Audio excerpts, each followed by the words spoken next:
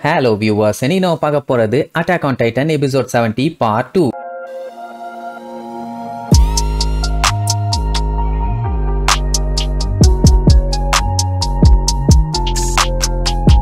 Open பண்ணா நம்ம பிக்ஸஸ் இருக்காருல்ல, அவரு ஜெயில அடைச்சு வச்சிருக்க எலனாவை மீட் பண்ணி முக்கியமான சில விஷயத்தெல்லாம் சொல்லுவாரு. என்னன்னா 10 மாசத்துக்கு முன்னாடி ரோஸ்ட் ரயில்வேவை ஓபன் பண்ற செலிப்ரேஷன் நடந்தப்போ இவளை பாத்துக்கிறதுக்காக வச்சிருந்த கார்டு சடனா மாறிட்டான். அது வேற யாரும் இல்ல, அந்த ஃபிளாக் பைய தான். அது மட்டும் இல்லாம அவன் தான் இவளுக்கு எஸ்கார்டாவும் இருந்தான். டோட்டலா மாறின அவன் இப்ப அரசாங்கத்துக்கு எதிராவே சீக்கிரட்டா வேலையை பார்த்திருக்கான். அதான் எரனை பத்தின இன்ஃபர்மேஷனை வெளியில லீக் பண்ணால அத சொல்றாரு. அது மட்டும் இல்லாம எரனோட வீட்டுக்கும் எலனாவை தங்க வச்சிருக்க இடத்துக்கும் கொஞ்சம் கிலோமீட்டர் டிஸ்டன்ஸ் தான் வைங்களேன். அப்படி வச்ச கொஞ்ச நாள்ல இருந்தே எரன் பாத்தீங்கன்னா அவன் இஷ்டத்துக்கு எல்லாத்தையுமே பண்ண ஆரம்பிச்சிட்டான். சொல்ல போனா அவன் இப்ப இவங்க கண்ட்ரோல்லயே இல்ல. அப்படி பார்க்கும்போது எல்லாமே இவ கூட தான் லிங்க் ஆயிருக்குது. அதனாலதான் டவுட்ல இவளை கேள்வி கேட்டுட்டு இருப்பாங்க. அவ பாத்தீங்கன்னா அப்படியே கேஷுவலா இருப்பா. அப்படியே கட் பண்ணா கேபியும் ஃபால்கோவும் பாத்தீங்கன்னா குதிரை கொட்டாயில போய் நல்லா வேலை பார்த்துட்டு இருப்பாங்க. ஏன்னா கொஞ்ச நாளுக்கு யார் கண்ணிலையும் படாம மறைஞ்சிருக்கணும்ல, அதுக்காக. அப்ப அங்க இருந்த குதிரை கேபியோட மண்டைய பார்த்துட்டு நமக்கு சாப்பாடு கொண்டு வந்திருக்காங்கன்னு ஒரு கவுகவும் அவ ஐயோன்னு சொல்லி பதறி அடிச்சு கண்ணா பின்னாடி விழுந்துட்டு,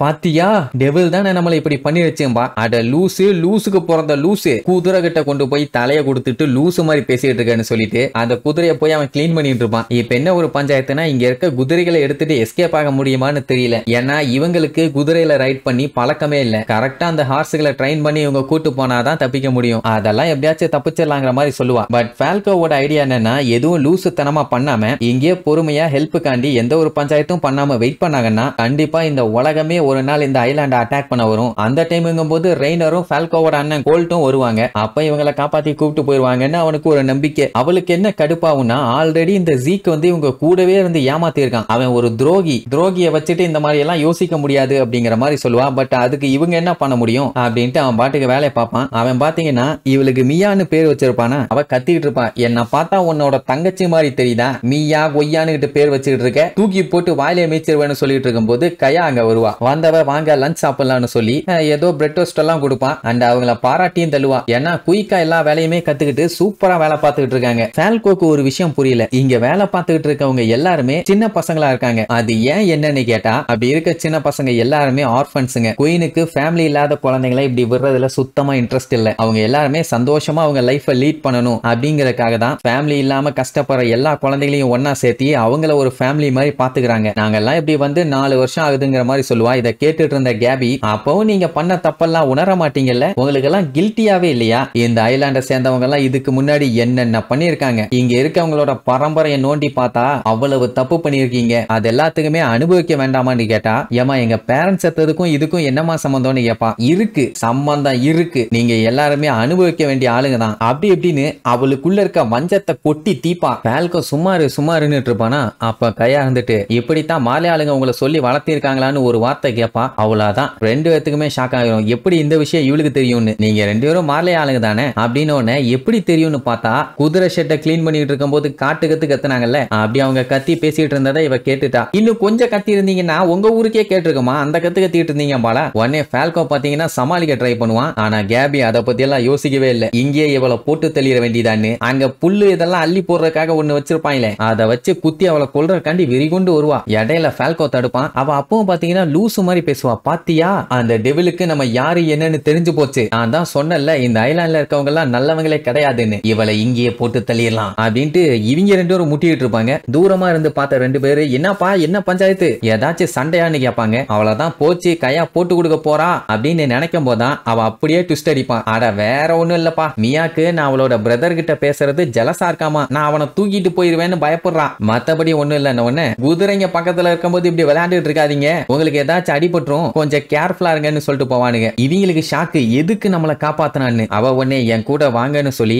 அவளோட வில்லேஜ கொண்டு போய் காமிப்பான். அது பாத்தீங்கன்னா 4 வருஷத்துக்கு முன்னாடி இந்த டைட்டன்ஸ் எல்லாம் ஏறி மேஞ்சிட்டு போச்சு இல்ல, அது பாத்தீங்கன்னா அப்படியே இருக்குது, எந்த ஒரு மாற்றமும் இல்ல. இங்க இருந்த வில்லேஜர்ஸ் எல்லாம் டைட்டன்ஸுங்க வந்துருச்சுங்கன்னு தெரிஞ்ச உடனே இங்க இருந்து குடுன்னு ஓடிட்டாங்க. அந்த டைம் என்ன ஆச்சுன்னா, கயாவோட அம்மா மாட்டிட்டாங்க. கயாவால ஒண்ணுமே பண்ண முடியல. டைட்டன் அவங்க அம்மாவை சாப்பிடறத உட்கார்ந்து வேடிக்கை மட்டும் தான் பார்க்க முடிஞ்சது. சொல்லப்போனா அந்த டைம் பேயடிச்ச மாதிரி உறைஞ்சு போய் உட்கார்ந்துட்டு இருந்தா. அவங்க அம்மாவோட உயிர் இருந்துகிட்டே தான் இருந்துச்சு. அந்த டைட்டனும் ஒரு சைடு பிச்சு பிச்சு சாப்பிட்டுட்டு இருந்துச்சு. அவங்களால எவ்வளவு நேரம் கத்த முடியுமோ அவ்வளவு நேரம் கத்துனாங்க. இதெல்லாம் கேட்க கேட்க ஃபால்கோவும் கேபியும் அப்படியே பயந்து போய் நின்னுட்டு இருப்பாங்க. செவுத்துக்கு வெளியில வாழ்ந்துட்டு இருக்கவங்க எல்லாம் எங்களை டெவில்ஸ்னு சொல்றாங்க. எங்களை ஏன் அவங்க அவ்வளவு வெறுக்கிறாங்கன்னு எங்களுக்கே தெரியல. நீங்க ரெண்டு பேரும் சொல்லுங்க, எங்க அம்மா என்ன தப்பு பண்ணாங்க அப்படின்னு உடனே கேபி கடுப்பாயி, என்ன தப்பு பண்ணாங்களா? உங்க முன்னோர்கள் எல்லாம் 1000 வருஷத்துக்கு முன்னாடி மக்களை கொன்னு குவிச்சுக்கிட்டு இருந்தாங்க. இத மறந்துட்டேன்னு மட்டும் சொல்லாத. எல்டியன்ஸ் எல்லாம் அந்த டைட்டன்ஸோட பவரை யூஸ் பண்ணி உலகத்துல அவங்களை எதிர்த்தவங்க எல்லாத்தையுமே கொன்னு மொத்த உலகத்தையுமே ரூல் பண்ணாங்க. அவங்களால ஏகப்பட்ட கல்ச்சர் அழிஞ்சு போச்சு. குழந்தைங்க, வயசானவங்க, பெரியவங்கன்னு அன்னைக்கு அவங்க யாரையுமே பார்க்கலையே, இஷ்டத்துக்கு கொன்னாங்களே. இப்படி எல்லாம் பண்ணிட்டு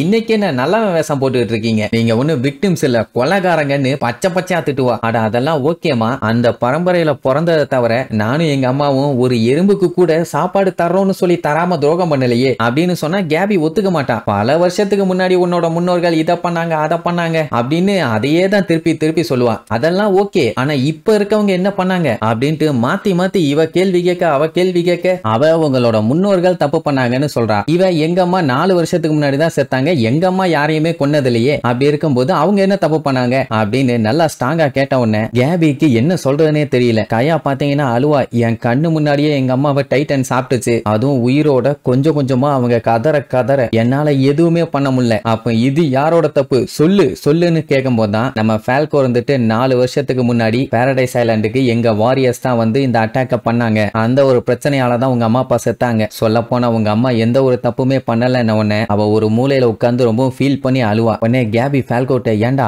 எனிமி கிட்ட சீக்கிரட் எல்லாம் சொல்லிட்டு மன்னிப்பு வேற கேக்குற, லூசா நீன்னு கேப்பா. அப்போ கையா இருந்துட்டு, நீ இந்த மாதிரி உண்மையை சொல்லி மன்னிப்பு கேட்டதுக்கு ரொம்ப ரொம்ப நன்றி, ஆனா மார்லே ஆளுங்க இப்படி மன்னிப்பு கேட்க மாட்டாங்க. ஆமா, நீ அங்க பிறந்ததை தவிர வேற என்ன தப்பு பண்ண? சரி வாங்க போலான்னு கூப்பிடும் போதுதான், சரி நீ எப்படி அந்த டைட்டன் இருந்து தப்பிச்சான்னு கேட்பாங்க. ஒரு பொண்ணு ஃபர்ஸ்ட் அந்த டைட்டனை வந்து அட்டாக் பண்ணா, பட் அதுக்கு எதுவுமே ஆகலன்னு தெரிஞ்ச உடனே அவ என்னைய மட்டும் காப்பாத்தி அங்க இருந்து கூப்பிட்டு போயிட்டாம்பா. அது யாரு என்னன்னு சொல்ல மாட்டா, ஆனா அது வேற யாரும் இல்ல, நம்ம ஷாஷா தான். அந்த டைட்டனை வெட்டும் போது ஆக்ஸ் திருச்சு மேல போய் சொருகுனது கூட அங்கேயே இருக்குது பாருங்க. அவ மட்டும் உயிரோட இருந்தான்னா கண்டிப்பா உங்கள மாதிரி குழந்தைங்க எல்லாம் அனாதையா சுத்துறதுக்கு அவ விட மாட்டா. ஏன்னா அவ என்ன நல்லா பாத்துக்கிட்டா. அது மட்டும் இல்லாம ஒரு மார்லையனால இன்வைட் பண்ணி அவளுக்காக குக் பண்ண வச்சிருக்காளாமா. அவர் இப்போ எங்க வீட்டுல தான் இருக்காரு, நீங்க வந்தீங்கன்னா அவரை பார்க்கலாம்னு சொல்லுவா. ஆல்ரெடி கேபி இவங்க ஆளுங்க யாராச்சும் இருக்காங்களான்னு தேடிட்டு இருக்கா. இதுல இப்படி ஒருத்தங்க இருக்காங்கன்னு சொன்னா விடவா செய்வா. கையா கிட்ட ஏன் இந்த மாதிரிலாம் பண்றேன்னு கேட்டா, எனக்கும் ஷாஷா மாதிரியே ஆகணும், அதாவது அவள மாதிரியே ஆகணும்பா, ஷாஷான்னு சொல்ல மாட்டான் அப்படின்னு ஆசைன்னு சொல்லுவா. அப்படியே கட் பண்ணி அந்த இன்டர்ன்மெண்ட் ஜோன்ல நடந்த சம்பவம் அங்க பாத்தீங்கன்னா டெட் பாடிஸ் எல்லாத்தையுமே கிளியர் பண்ணிட்டு இருக்காங்க. பெரிய சம்பவமாச்சே. பீஸ்ட் டைட்டனோட பாடி எங்கேயாச்சும் இருக்குதா,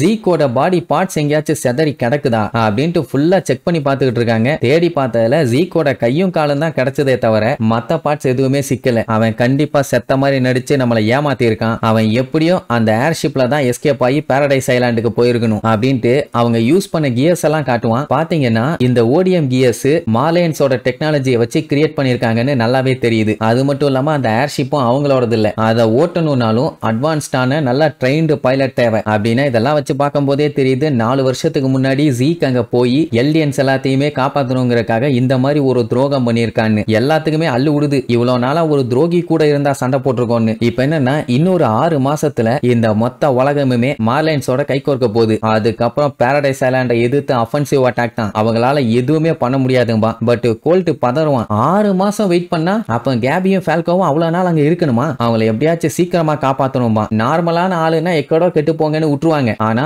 அவங்க 2 பேருமே ட்ரெயின்டு வாரியர்ஸ். அது மட்டும் இல்லாம அவங்களுக்கு ஏதாச்சும் ஆச்சுன்னா மார்லேக்கு ஒரு பெரிய இழப்பு. மறுபடியும் இவங்கள மாதிரியே புது வாரியர்ஸ் ட்ரெயின் பண்றதுக்கு ரொம்ப நாள் ஆகும். ஆனா இப்ப ஏகப்பட்ட கலவரமானதுனால நிறைய இழப்புகள். சோ மார்லையால உடனே அட்டாக் பண்ண போக முடியாது. அதனால மத்த நாடுகள்லாம் கை கோர்க்கிற வரைக்கும் கொஞ்சம் பொறுமையா தான் இருந்தாகணும். ரெய்னருக்கு வந்து ஜீக் எந்த மாதிரி பிளான் பண்ணிருப்பான்னு ஒரு ஐடியா இருக்குது. இந்த மாதிரி ஒரு ஹெவி அட்டாக் நடத்தினதுக்கு அப்புறம் திருப்பி அட்டாக் பண்ண கொஞ்சம் டைம் ஆகும்னு சொல்லி தான் அவன் பிளான் பண்ணிருப்பான். இவங்க இன்னும் 6 மாசம் வெயிட் பண்ணாங்கன்னா அவங்க திருப்பி அடிக்கிறதுக்கு என்ன பண்ணணும்னு பக்காவா பிளான் பண்ணிடுவாங்க. அதனால எல்லாரும் ஒன்னு சேர்ற வரைக்கும் எல்லாம் வெயிட் பண்ண முடியாது. நம்ம சடனா சர்ப்ரைஸ் அட்டாக் ஒன்னு பண்ணியே ஆகணும். அந்த அட்டாக்ல அவங்க எந்திரிக்கவே கூடாது அப்படிங்கிற மாதிரி சொன்ன உடனே நம்ம பீக்கு, போர்க்கோ, ரெய்னர் 3 பேர் வெறித்தனமா இருக்காங்க. கமாண்டர் மகத்துக்கு என்ன சொல்றதுனே தெரியல. சரி இனி இதுக்கப்புறம் இவங்க இறங்கி அடிக்க போறாங்களா இல்ல வெயிட் பண்ணி அடி வாங்க போறாங்களான்னு அடுத்தடுத்த எபிசோட்ல பார்க்கலாம். டாடா.